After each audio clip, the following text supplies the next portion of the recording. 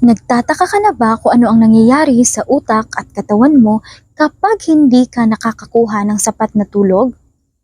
Paano kung sasabihin ko sa iyo na ang pagtulog ay mas makapangyarihan pa kaysa anumang superfood o ehersisyo?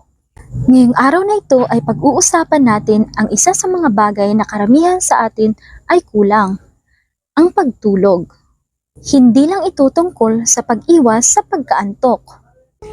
Alam mo ba na ang isang gabing hindi sapat ang iyong tulog ay maaaring makaapekto ito sa iyong memorya, mood, o kaya naman sa kalusugan ng iyong puso? Bakit nga ba mahalaga ang pagtulog? Ganito kasi yon. Habang ikaw ay natutulog, ang iyong utak ay parang isang janitor na naglilinis pagkatapos ng isang mahabang araw. Tinatanggal nito ang mga toxin, pinoproseso ang impormasyon, at pinapalakas nito ang iyong memorya. Para itong nightly reboot ng katawan mo.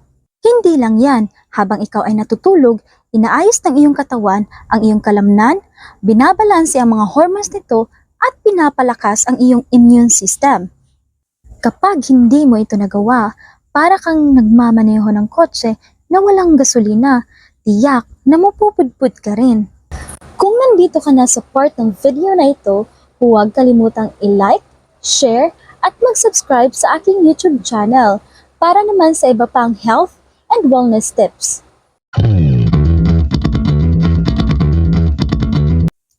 Ngayon, pag-usapan naman natin ang epekto ng kulang sa tulog. Alam niyo ba na ang kakulangan sa tulog ay maaaring magdulot ng mataas na timbang, mataas na presyon ng dugo, at syempre, nagkakaroon ang isang tao ng mental health issues tulad ng anxiety at depression. Pero ito ang pinaka nakakatakot sa lahat. Base sa pag-aaral, ang matagalang kakulangan sa pagtulog ay maaaring magpaikli ng iyong buhay.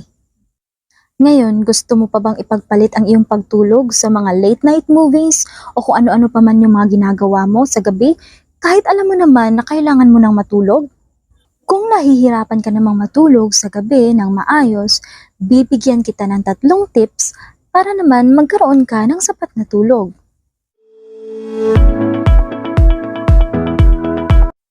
Number 1, magkaroon ng schedule. Matulog at gumising sa parehong oras kahit weekend. Number 2, gawing santuaryo ang iyong kwarto. Panatilihing madilim, malamig, at walang istorbo sa iyong kwarto. Number 3, mag-relax bago matulog. Subukang gumawa ng bedtime routine, kagaya ng pagbabasa, pagmumuni-muni bago ka matulog para sabihan mo ang iyong utak na oras nang magpahinga. Tandaan, ang pagtulog ay hindi lang kailangan, karapatan mo rin ito. Tandaan, ang utak at katawan mo ay nagtatrabaho ng husto araw-araw, kaya ang pagtulog ang ultimate reward nila. Kaya naman ngayong gabi, itanong mo sa sarili mo, binibigyan ko ba ang aking katawan ng sapat na pahinga na deserve nito? Maraming salamat sa panonood hanggang sa muli nating episode at huwag kalimutan na ingatan ang ating mga sarili. Bye!